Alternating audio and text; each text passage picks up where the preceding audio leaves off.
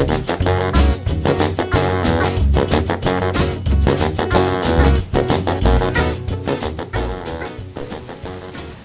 all started in 1988 with an art show of mine called A Beautiful Day in the Neverhood. It was 17 paintings that depicted a little clay city with little clay people running around in it. Years later, myself and my team found ourselves at Steven Spielberg's house pitching this idea for a PC game, and DreamWorks Interactive loved it. We started brainstorming right there, and we started just drawing like crazy and coming up with monsters and contraptions and puzzles.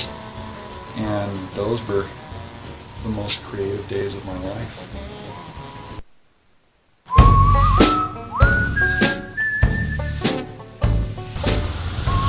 The story of the Neverhood is basically taken from the Bible in the account of creation and man's fall from grace.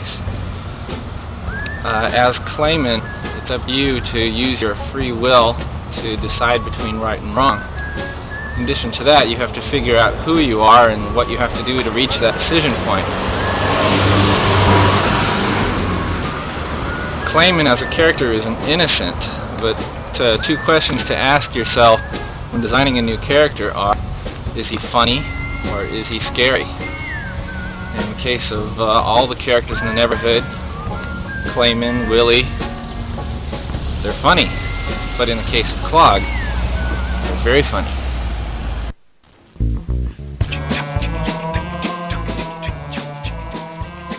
After we established the style of the game, we went into the building phase, building the sets. First I mapped out the set and how it was going to be constructed. I ended up building two different sets, a large scale set for the camera to move through, and then a smaller set so that we could show the whole world. We didn't have enough room to actually build the whole world on a larger scale. A lot of the buildings were designed, a lot of it had to do with the limitations of the materials, the wood and the clay, and then some of the other elements of the world, some of the trees and a lot of the overhanging elements had to do with just nice compositions for each shot. That was sort of the way that a lot of the look came about, was really had to do with a lot of the restrictions and working on.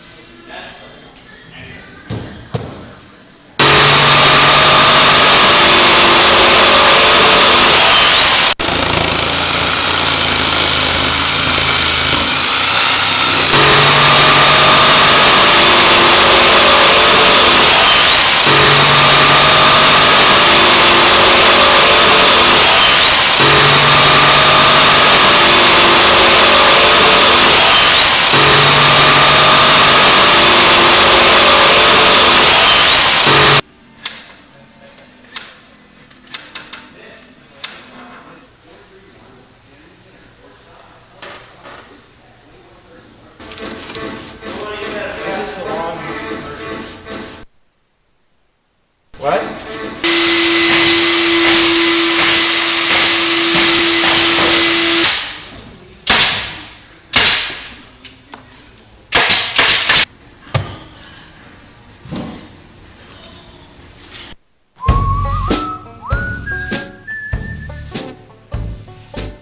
We used about 3 tons of clay, I'd say, to cover the sets and the interiors.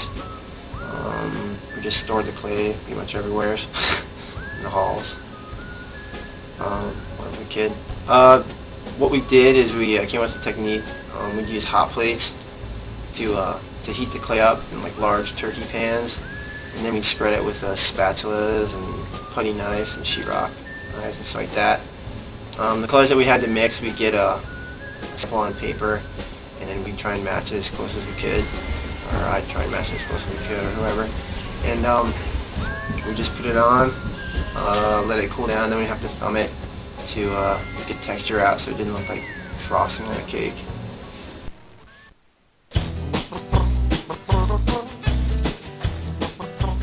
I was in charge of the longer flick scenes in the game, some of the dramatic sequences.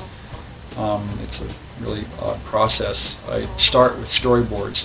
I draw everything out and paste the timing on it, record the voices, and then have the lighting set up, point the cameras, and after all this prep work, it could be hours for a shot, I finally get to get in and animate.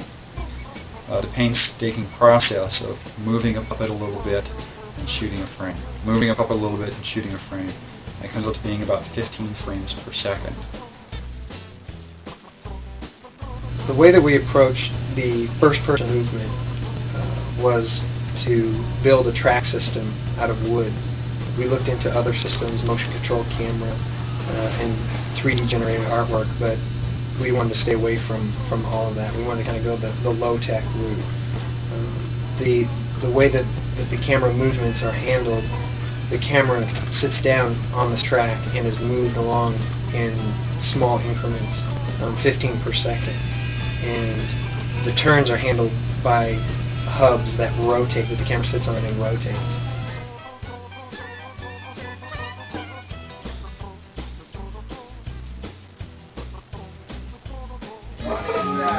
You're the man!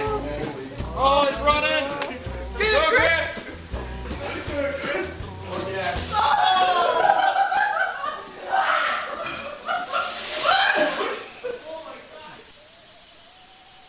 My role in creating the Neverhood was to do all the puppet animation, the interactive puppet animation, where you are controlling Clayman or any of the other characters. That's the animation I did.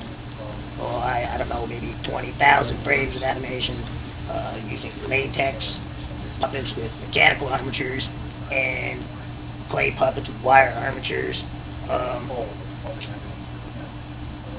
Yeah. Hi, kids. Hi, Terry. My name is Uncle Terry. Hi, Uncle Terry. And I do the music for the Neverhood. It starts with a guitar. This is a guitar. And this is a guitar chord. And what Uncle Terry does is he waits for the muse to visit him before he writes a song. I'm going to wait right now. From the start of the Neverhood, we knew that the sound and music was going to be, an integral part of making the Neverhood come alive and be real. We wanted the sound effects to be very earthy, almost grotesque, thuddy clay. The music, because the gaming industry was all going to heavy metal and techno, we wanted to kind of take a right turn and go into blues and just Dixieland, just funky, crazy stuff, which we knew Terry Taylor, who I'm a big fan of, was very good at, very versatile. He did a couple of songs, they worked out very well, and, well, he got hired. The voices of the characters, we couldn't afford any more voice actors, so we all did them ourselves. And I did Clog and Hoborg and Big Robot Bill, and Mark Lorenzen did Billy Trombone. Clog, we would have me say something like, "I know what you're thinking and you can forget it!" And then we would pitch it up an octave, so he sounded like this little, crusty little guy, evil, with evil heart.